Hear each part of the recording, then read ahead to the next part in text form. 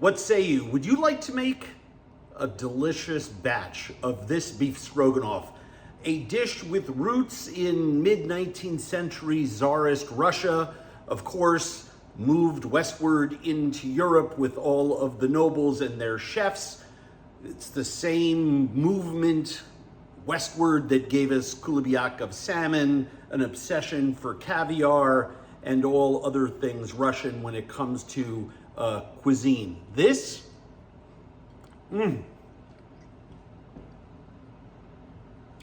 little mustard, a little sour cream, some herbs, beef and brandy. Oh my God. First thing we need to do is get all of our prep done, because believe it or not, beef stroganoff comes together pretty darn quickly. I have 2 pounds of beef tenderloin. I'm making a double batch. You know, I like to cook double batches. And I'm just slicing this in thin, I don't know, 1/4-inch slices, something like that. Just something that'll stay together, but also won't be completely inappropriate on a fork. Putting it here in my handy stainless steel bowl, because once it's all in there, I am going to season it. Very, very important. You can do this with cuts other than beef tenderloin. If you do it with something other than a luxury cut, you may want to brown and braise it before you pick it up at this point in our recipe. But most importantly, remember, I'm making essentially a double batch here just because I like to. If you get to a really wide part in the fillet, just cut it and cut smaller slices by width. The 1 pound recipe feeds rock solid 3 people. But the 2 pound recipe is good for 4 to 5 hungry folks. And I have a teenager who can probably eat the whole thing by himself. So one of the most important things here is going to be when we brown our beef. And these are very, very thin slices. And even though I'm using high heat, there is moisture in beef. And so one of the ways that you can get this beef to brown right away without leaching a lot of liquid is to actually alter the chemical composition of the water that's inside it. And we do that by adding a teaspoon or 2 of baking soda. We don't need to add a lot. It's probably 1.5 teaspoons, maybe 2. Go with 1 teaspoon per pound. And all I do is I season my beef slices with the baking soda. What that's going to do is it's really going to help us start browning right away. When this beef hits the skillet, you will see it makes a huge difference without affecting the finished product, either texturally or flavor-wise. Cornstarch and other things actually don't remove moisture, they just thicken. And that's not what we're looking for. We're just looking for using a little bit of scientific help in allowing our meat to crisp up properly. Mix together, all good to go. Mushrooms, let's slice those up.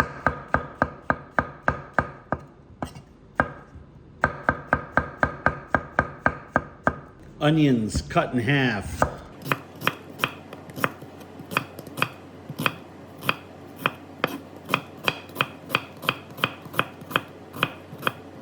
So I'm using lemon juice and chicken broth and brandy. I'm gonna caramelize all of our goodies in butter and not in oil. Traditional beef stroganoff stuff. And I'm gonna serve them over good old-fashioned egg noodles, but there's a couple more unusual ingredients that I like to use.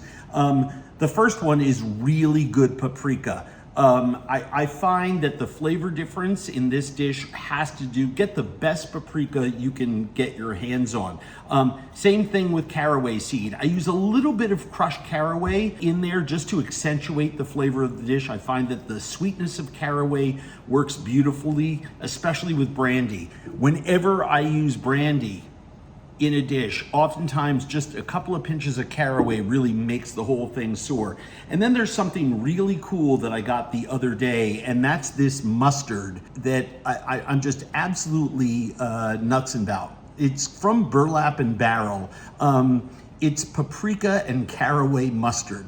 It's like it was almost made for beef stroganoff. So I'm gonna throw a teaspoon or two into the sauce here along with my sour cream when I'm in the last stage of the seasoning. And I bet this is gonna just absolutely sing in there. So I have a little bit of oil in my big 14-inch Yeti skillet that I love. And I'm just gonna fry some sage leaves at the start of this process here. And the reason that I'm doing that is I want to use these for a nice crispy garnish. We'll let those fry and stick them on this plate, and we'll use them to garnish the dish when we're done. In goes my butter.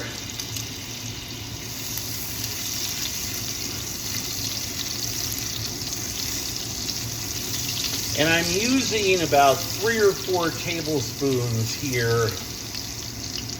And the reason is I really want to be able to brown my beef well, remove the beef, and be able to brown my mushrooms and onions. And I have 2 pounds of beef here. So I may need to do this in 2 batches, which you should not be afraid to do. And look at all that beautiful nut brown butter in that hot skillet. Now I want to point something out to you, and this is why I like to use the baking soda. I have pieces here that are still cool and red on the top side, but look at how brown and crispy that is on the side that's been inside that butter. And that is just the magic of what happens when you use that secret little trick. You get all of that wonderful browning and caramelization on thin slices of meat. It's why we use it so often when we do wok cookery. I just like to use it when I'm doing non-wok cookery as well. I mean, look at that. That is brown and delicious. And we don't need to cook it for long on that other side. I just want to make sure I get some caramelization. I'm going to lift these pieces out, and we will go in with the next half of our beef. But this is a great example of borrowing one technique from one kind of cookery, wok cookery, and using it to our advantage when we're making a dish from the other side of the world. All right, 2 batches of beef are done. Look at all those wonderful little crusty elements in there. So let's add our onions and start to let them caramelize. We're gonna add our mushrooms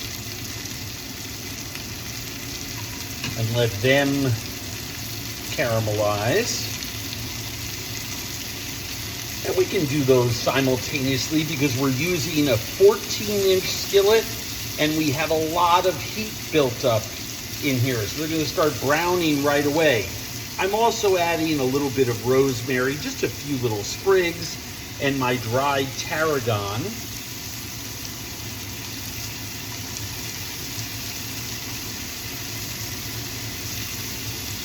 And we'll let that cook till they get nice and roasty toasty, stirring every couple of minutes. Now, I've waited about 3 minutes, and I haven't stirred this. You can already see the caramelization taking place there. You can see, well, maybe you can't, so let me lift a little mushroom slice up for you. You can see that anything that's made contact with the bottom of that skillet is getting nice and caramelized. Look at that color. Look at that. Now I'll give it a stir. And again, I've shrunk the total volume of my mushrooms and onions. So now I can get one nice layer of that in the pan like this. You can see that gorgeous color that we have.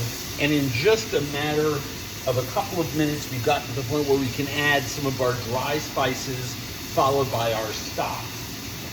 So the first thing that I want to do is I want to add 2 tablespoons of really good Hungarian paprika. And maybe another half teaspoon for good measure, because this is now empty.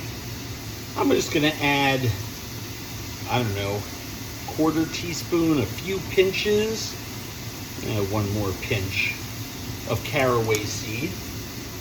And I'm going to add my chicken broth. Again, this is a double batch. I usually add in between a half to a 3/4 cup of chicken broth per pound of meat. The big difference here is that when I'm in a big skillet like this, it's going to start simmering and the evaporation is going to be pretty abundant and will happen fairly quickly. So I put in a 1.5 cups total of chicken broth. You can see it's simmering already. I'm going to let that cook for a minute or two, let that evaporate by about 50%, and we'll get on with the next step. I'm going to add a tablespoon of that paprika mustard. Just give it a stir. Not enough so you would notice. I don't want to make this mustardy. But it's such a delicious paprika, caraway flavored delight. And mustard, even a tablespoon of Dijon, is in a lot of recipes for beef stroganoff. So it makes sense to me. And I'm going to taste my liquid. Wow. Reeks of mushroom and onion, then a little bit of caraway and paprika on the backside. This is going to be a great batch. After a couple minutes here, I have almost reduced that amount of liquid by about half at a very strong simmer. And we can always reduce this more, but I want to lose all the liquid, and we're adding sour cream, which, while not a thickener, is going to be thicker than adding water. So let's at least now go in and add our lemon juice and our brandy.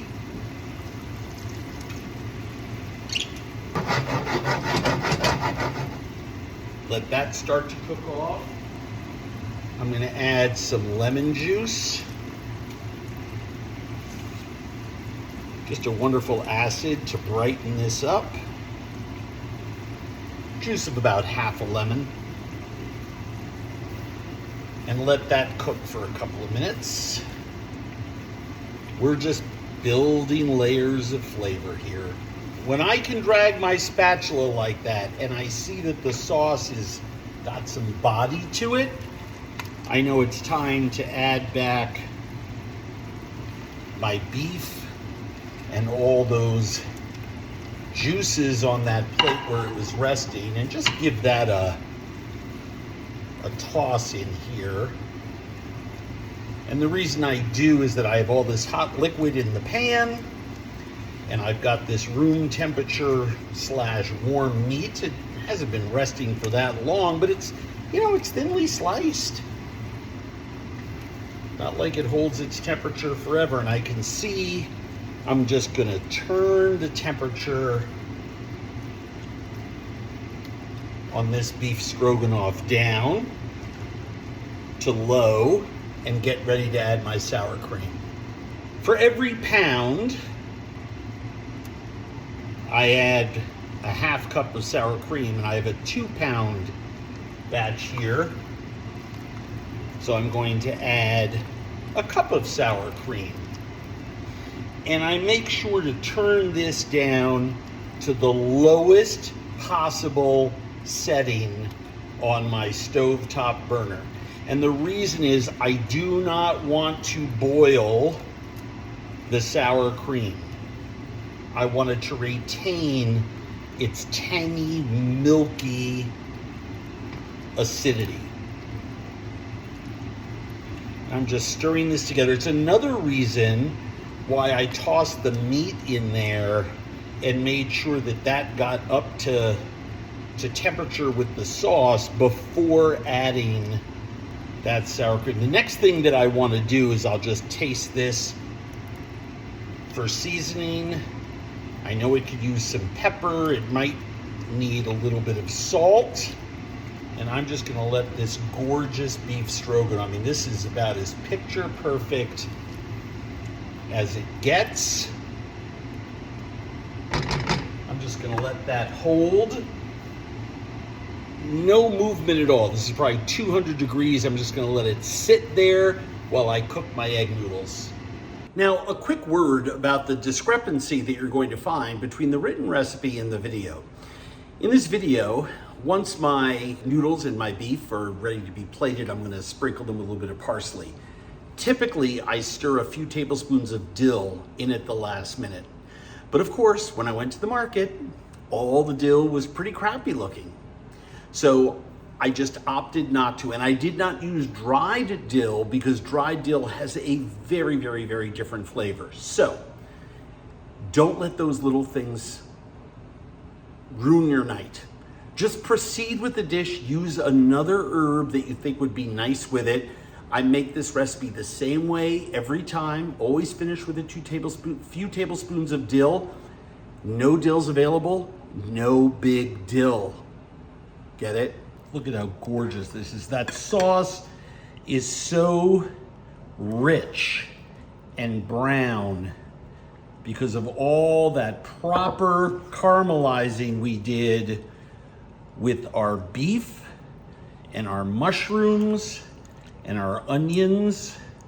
Look at that piece of perfection. Oh, I almost forgot my fried sage.